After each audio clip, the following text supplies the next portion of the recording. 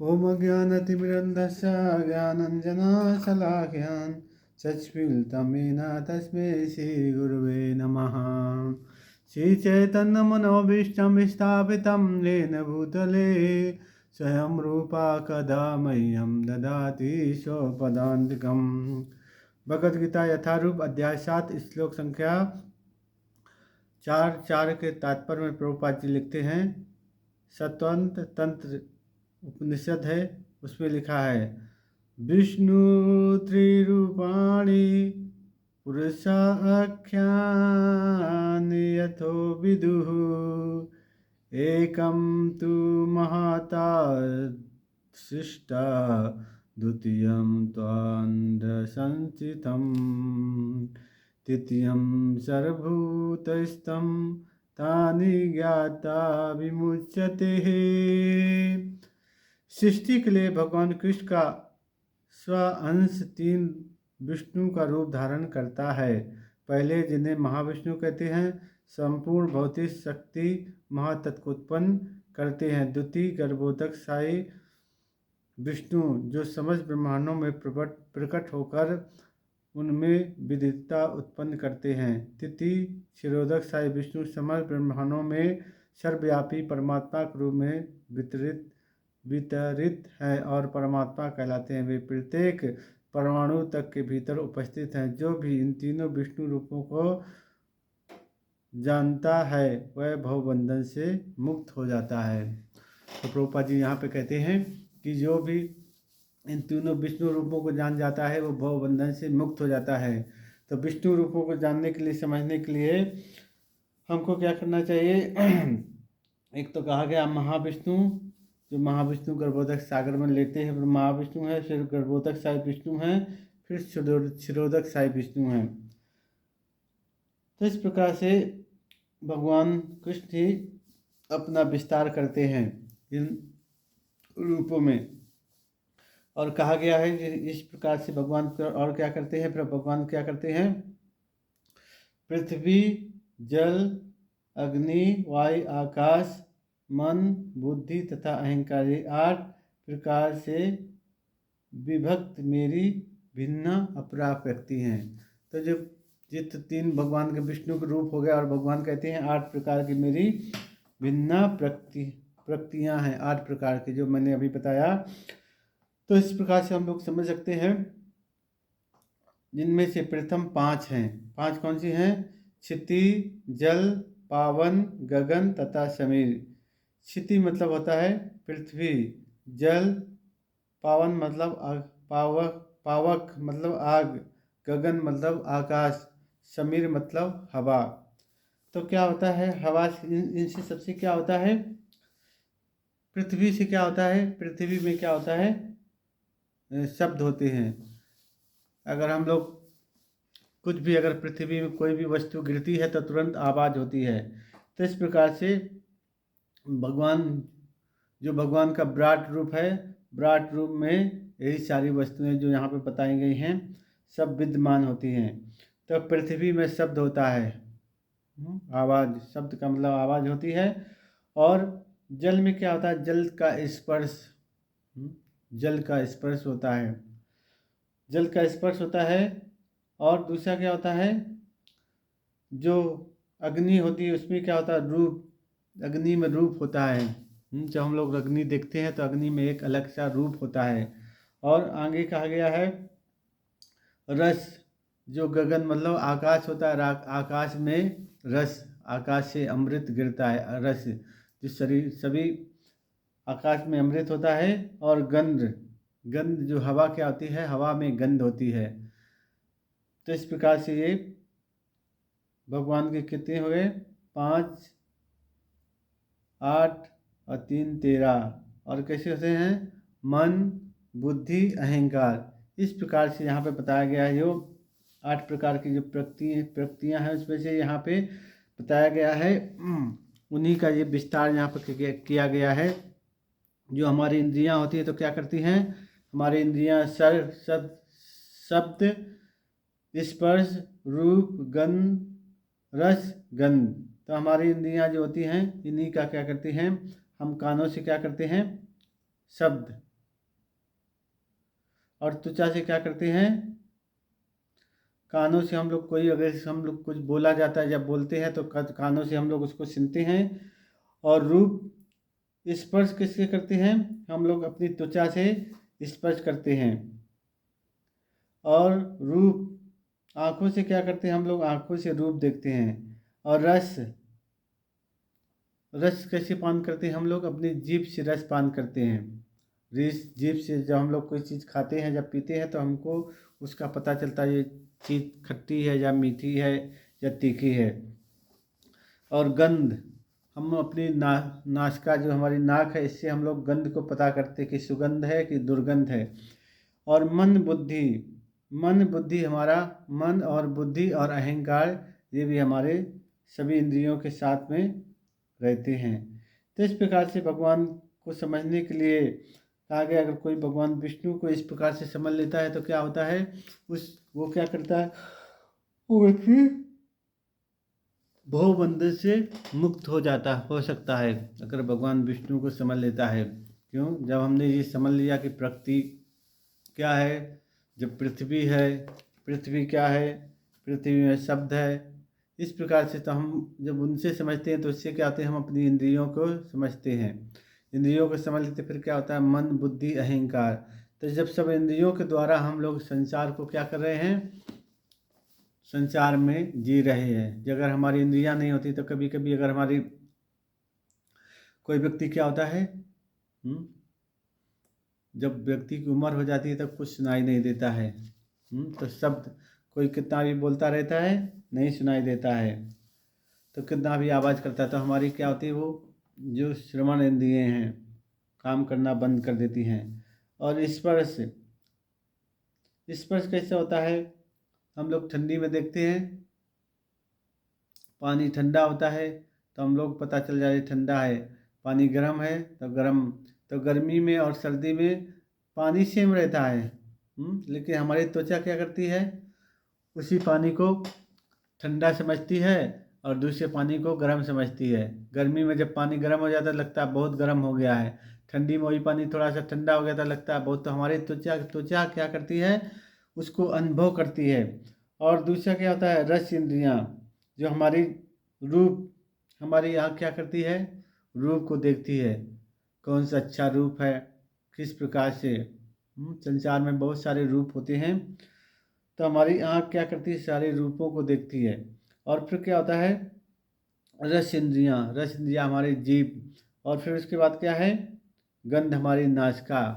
तो शास्त्रों में और भी बताया गया क्या होता है, जो शब्द होता है, शब्द किसको अच्छा लगता है, जो हिरन होता है, हिरन को क्या होता है, बहुत धुनी बहुत अच्छी लगती है। अगर कोई संगीत बजाता है, कोई बांसुरी बजाता है, अगर हिरन को पकड़ना होता है तो बांसुरी बजा के, या हिरन को कोई मारता है, बैलिया जब मारता है तो वो बहुत अच्छी क्या बताता है, बांसुरी बजाता है। तो क्या करते हैं, हिरन उसको सुनने लगता है। तो उसको पकड़ने के लिए, हिरन को पकड़ने के लिए केवल बांसुरी का सहारा लिया जाता है। तो हिरन को बैलिया क्या करता है, बांसुरी के बजाने से हिरन बहुत अच्छी तरह से बांसुरी की धुनी सुनने लगता है, संगीत सुनने लगता है। तो संगीत से क्या होता है, हिरन को पकड़ा जाता है। तो संसार में अगर हम लोग जो आध्यात्मिक संगीत नहीं, भौतिक संगीत अगर हम लोग सुनते हैं तो क्या होता है, भौतिक संगीतों से हमारा क्या होता है, मन भौतिक संसार में बनता जाता है। इसलिए ये सब से हम लोग क्या करते हैं, बन जाते हैं भौतिक संसार में। जैसे हिरन को पकड़ लिया जाता है, बैलिया उसको मार देता है। और शब्द स्पर्श क्या होता है, स्पर्श इंद्रियाँ जो हमारी त्वचा होती हैं, उसका भी एक उदाहरण दिया जाता है। त्वचा जो हमारा शरीर होता है, त्वचा, हाथी को क्या होता है, स्पर्श से पकड़ा जाता है। हाथी क्या करता है, अपनी जो हथनी होता है उसका संग करना चाहता है, अपनी हथनी का संग करना चाहता है, उसके साथ संभोग करना चाहता है। तो हाथी को क्या किया जाता है, पकड़ने के लिए, हाथी को पकड़ने के लिए एक गड्ढा खोदा जाता है। और गड्ढे खोदने के बाद उस तरफ दूसरी तरफ पहले गड्ढा खोद दिया जाता है, गड्ढे के उस पार में एक दूसरी हथनी बनाई जाती है। वो हथनी गड्ढे के दूसरी तरफ रख दी जाती है, या तो हथनी किसी प्रकार की बना दी जाती है, किसी वस्तु से बना दी जाती है, कपड़े से या किसी से, नहीं तो हथनी को भी दूसरी तरफ रख दिया जाता है। तो हाथी क्या करता है, उस हथनी का स्पर्श करने के लिए, हथनी के साथ संभोग करने के लिए क्या करता है, हाथी दौड़ दौड़ के आता है। जब दौड़ दौड़ के आता है तो गड्ढे को क्या किया जाता है, इतना खोद दिया जाता है, बड़ा गड्ढा खोद दिया जाता है और ऊपर से पूरा ठीक से फिर रोड जैसा बना दिया जाता है, फिर प्लेन जैसा था वैसे बना दिया। जब हाथी दौड़ दौड़ के आता है तो उस गड्ढे में गिर जाता है। तो हाथी जब गड्ढे में गिर जाता है तो क्या होता है, हाथी फंस जाता है। अपनी स्पर्श इंद्रिय के लालसा में हाथी फंस जाता है। तो इसलिए संसार में जो व्यक्ति बहुत क्या करते हैं, कामुक होते हैं, उन लोगों को भी संसार में क्या होता है, बहुत कष्ट उठाना पड़ता है। और दूसरा है रूप। रूप क्या होता है, जब कोई व्यक्ति, रूप क्या होता है, रूप जब व्यक्ति अपनी आंखों से क्या देखता है, किसी सुंदर सुंदर व्यक्ति को देखता है या सुंदर स्त्रियों को देखता है, तो उसकी इंद्रियां क्या करती हैं, कभी भी उस रूप को हमेशा देखना चाहती है। अगर अभी देख लिया तो तुरंत देखना चाहती है कि हाँ ये स्त्री कितनी सुंदर है, ये व्यक्ति कितना सुंदर है, इसके किस प्रकार से कपड़े हैं, इनका शरीर कैसा है। तो रूप से क्या व्यक्ति फंस जाता है। तब जब रूप से व्यक्ति फंस जाता है तो क्या आता है, रूप एक बार जब आंखों में हम लोग कोई चीज़ देखते हैं तो हमारे आंखों से हृदय में चला जाता है।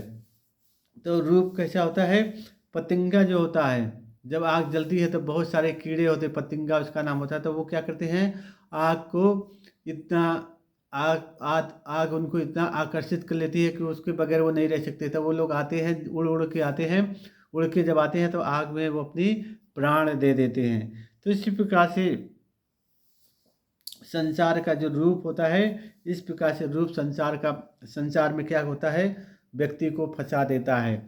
और दूसरा क्या होता है, रस इंद्रियें। रस इंद्रियें कौन होती हैं,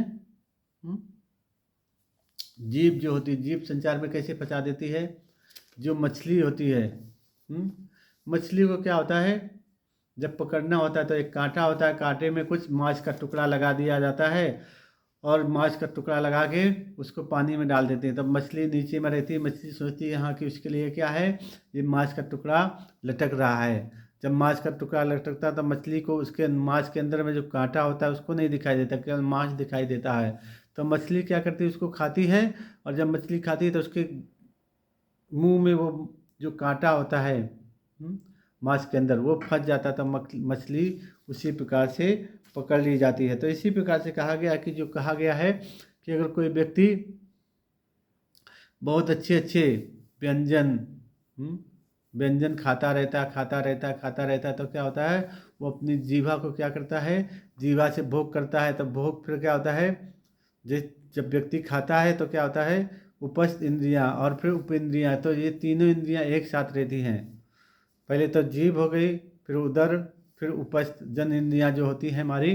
तो वो क्या करती है, जब हम लोग बहुत भोग विलास करते हैं तो हमारी इंद्रियां उत्तेजित होती हैं। तो जब इंद्रियां उत्तेजित हो जाती हैं तो क्या होता है, उससे हम लोग बहुत प्रकार के गलत कर्म व्यक्ति कर देते हैं। तो क्या होता है, बाद में उनको बहुत कष्ट भोगना पड़ता है। कोई व्यक्ति गलत क्या करते हैं, किसी का रेप कर देता है, किसी का कुछ कर देता है। क्यों क्यों कर दे, क्यों, जीभ के कारण से। कोई व्यक्ति बहुत मांस मछली खाता है, बहुत क्या करता है, अलग अलग प्रकार के जो व्यंजन खाते हैं जो तामसिक होते हैं। इसलिए कहा गया सतोगुण, तमोगुण और रजोगुण। जो तमोगुणी व्यक्ति होते हैं वो क्या करते हैं, बहुत सारे तमोगुणी पदार्थ खाते हैं। जब तमोगुणी पदार्थ खाते हैं तो क्या होता है, विषय वासना बढ़ती है। तो वे विषय वासना जब बढ़ती है, काम इच्छाएं जो बढ़ती है, तो काम इच्छाओं की वजह से क्या करता है व्यक्ति, बहुत सारे गलत कर्म कर बैठते हैं। तो उनकी वजह से क्या होता है, उनको जेल में जाना पड़ता है। जब संसार के लोगों के साथ उनका क्या होता है, बुरा व्यवहार हो जाता है तो उनको बहुत कष्ट उठाना पड़ता है। तो उसके कहा गया है, रस से मतलब जीभ से, जब जीभ खाते खाते हैं तो इससे क्या होता है, व्यक्ति उसको भी इस संसार में दुर्गति होती है। और फिर उसके बाद क्या होता है, गंध। जो सुगंध होती है, सुगंध से क्या होता है, सुगंध से भी क्या होता है, व्यक्ति फंस जाता है। सुगंधित वस्तुओं से क्या होता है, फंस जाता है, तो क्या होता है, भौरा का एक उदाहरण दिया जाता है। जब भौरा फूल में बैठता है तो फूल इतना कोमल होता है, तो फूल वो सुगंध, भौरा फूल की सुगंध लेने के लिए उसी में बैठा रहता है, दिन रात उसी की तरह उसी पार रहता है। तो शाम को क्या होता है, भौरा फूल जब खिलता है शाम को, कमल का फूल खिलता है शाम को, और सुबह में कमल का फूल खिलता है और सारा दिन खिला रहता है, धीरे धीरे शाम को बंद हो जाता है। और जब बंद हो जाता है तो भौरा उसी में अपने प्राण त्याग देता है, क्योंकि फूल इतना कोमल होता है, लेकिन भौरा इतना शक्तिशाली होता है, उस कोमल फूल को काट नहीं सकता, उसी में अपने प्राण दे देता है। तो इसी प्रकार से कोई व्यक्ति, संसार में बहुत सारे क्या होते हैं, आजकल संसार में बहुत सारे वो सुगंधित वस्तु चल गई हैं, परफ्यूम चल गए हैं, तो लोग क्या करते हैं, उसी भोग विलास में, उसी में चकाचौंध में लगे रहते। क्या करते हैं, लोग नहीं नहाते हैं, दुर्गंध आती शरीर में, लेकिन क्या करते हैं, परफ्यूम लगा लेते हैं, सुगंधित वस्तुएं लगा लेते हैं, और उससे वो लोग क्या करते हैं, सोचते कि हाँ इसी सुगंधित वस्तु से क्या कर रहे हैं, अपने जीवन को यापन कर रहे हैं।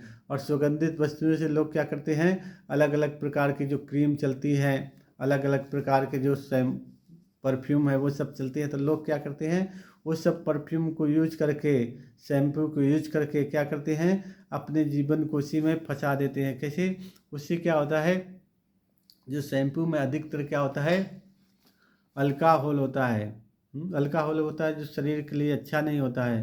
तो लोग क्या करते हैं, उसी में आदी हो जाते हैं, उसके बगैर नहीं रह सकते हैं। तो इसलिए क्या होता है, मधु, जो मधु होता है, क्या भौरा जो होता है फूल को नहीं काट सकता है, उसी प्रकार से संसार में गंध के प्रति, जो बहुत सारी गंध होती है, उसके प्रति लोग आसक्त हो जाते हैं। तो एक बार श्रीमान परम पूज्य राधा गोविंद महाराज कथा बता रहे थे गंध के बारे में, तो हम लोग उसको कथा सुन के समाप्त करते हैं। तो बता रहे महाराज की एक दो सहेली थी, दोनों सहेली थी, एक थी फूल बेचने वाली और दूसरी थी मछली बेचने वाली। तो मछली बेचने वाली जो थी वो एक बार फूल वाले के पास गई, और जब फूल वाले के घर पे रही तो मछली बेचने वाली को फूल की सुगंध अच्छी नहीं लग रही थी। उसको क्या थी, वो आदी हो गई थी, मतलब उसकी मछली की सुगंध लेते लेते लेते लेते लेते उसको मछली की सुगंध केवल अच्छी लगती थी, और कोई सुगंध अच्छी नहीं लगती थी। तो क्या, जब फूल वाले के यहाँ गई तो उसको फूल की जो सुगंध थी उसको दुर्गंध लग रही थी, और मछली की जो दुर्गंध थी उसको सुगंध लग रही थी। तो जब वो सोई, जिस जिस जिस घर में अपनी दोस्त के यहाँ गए, तो उसका घर में तो फूल का काम करती थी और ये मछली का काम करती थी, तो अपनी मछली वाली टोकरी लेके गई थी साथ में। तो मछली वाली टोकरी दूसरी जगह रख दी थी, एक दूसरी थोड़ी दूर में।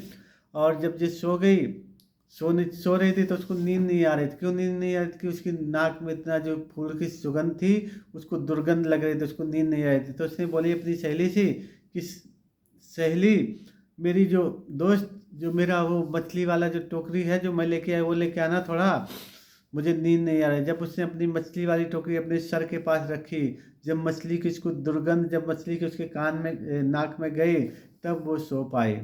तो इस प्रकार से लोग क्या करते हैं, इस संसार की जो तथाकथित वस्तुएं होते हैं, जिससे हम कोई सुगंध नहीं होता, क्या ऊपर से दिखावा मात्र के लिए सुगंध डाल दी जाती है, तो लोग क्या करते हैं, उसमें फंस जाते हैं और उसी में अपना जीवन क्या करते हैं वो उसी सोचते कि वो लोग अपना जीवन इसी में बिता देते हैं। तो आजकल संसार में बहुत सारे लोग होते हैं, खान पान में बहुत सारे लोग अलग अलग प्रकार के खान पान करते हैं, तो देखते हैं कि हाँ बहुत अच्छा सुगंध आ रहा है, लेकिन सुगंध को वो लोग दुर्गंध वो लोग बहुत सोचते हैं, जो दुर्गंध मांस मछली से निकलती है वो लोग सोचते हैं सुगंध है। तो इस प्रकार से लोग क्या करते हैं, अधोगति में जा रहे हैं, संसार के व्यक्ति अधोगति में फंस जाते हैं। तो यहाँ पे कहा गया, अगर व्यक्ति अगर इस प्रकार के ये समझ लेता है, भगवान की ये भगवद गीता में किस प्रकार के भगवान की 8 प्रकार की पराशक्ति हैं, अपराशक्ति हैं, अपराप्रक्ति हैं, उनको कोई समझ लेता तो क्या करता है, भगवान वहाँ पे क्या कहते हैं, जो भी इन तीनों विष्णु रूपों को जानता है वह भवबंधन से मुक्त हो जाता है। तो तीनों रूपों को जानने से पहले जानना चाहिए। फिर भगवान की अपरा प्रकृति क्या है वो भी जानना चाहिए। जब जान जाएंगे फिर पृथ्वी, जल, अग्नि, आकाश और हवा, इस प्रकार से इसकी इंद्रियां क्या होती हैं, इनसे क्या क्या, कौन सी इंद्रियां किसके लिए होती हैं, मन बुद्धि क्या है। जब ये सब समझ जाएंगे तो भगवान को समझना बहुत आसान हो जाएगा। इसलिए पहले ए बी सी डी सीख लेना चाहिए। तो ए बी सी डी जब सीख जाएंगे तो आप हम लोग संस्कृत पढ़ सकते हैं। जब आ ई पढ़ लेंगे तो संस्कृत पढ़ना बहुत आसान हो जाता। आ ई ई उ ऊ ए ऐ ओ औ अंगहा। तो इस प्रकार से पढ़ना चाहिए। तो ये भी जब भगवान की प्रकृति क्या होती हैं, भगवान क्या है, इस प्रकार से हम लोग जब समझ जाएंगे फिर भगवान विष्णु किस प्रकार से 3 रूप में प्रकट होते हैं, फिर विष्णु कौन कौन से कार्य करते हैं उनको समझने के लिए, इस प्रकार से जब हम लोग समझ जाएंगे तो भगवान को समझना बहुत आसान है। जब भगवान को समझ जाएंगे तो इस भव संसार की जो बहिरंगा शक्ति है, भगवान की जो प्रकट होती है बहिरंगा शक्ति, उसको भी समझ जाएंगे। तब फिर क्या होगा, हम इस भव बंधन से मुक्त हो सकते हैं। श्री श्री जगन्नाथ बलदेव सुभद्रा महारानी की, लड्डू गोपाल की जय, गिरिराज गोवर्धन की जय, निताई गौर प्रेमानंदे, हरि हरि बोल। अगर ये आपको कथा समझ में आई है तो लाइक कीजिए, शेयर कीजिए, और कोई कमेंट है तो उसको कमेंट कीजिए, और हरे कृष्णा एक बार लिखिए। निताई गौर प्रेमानंदे, हरि हरि बोल।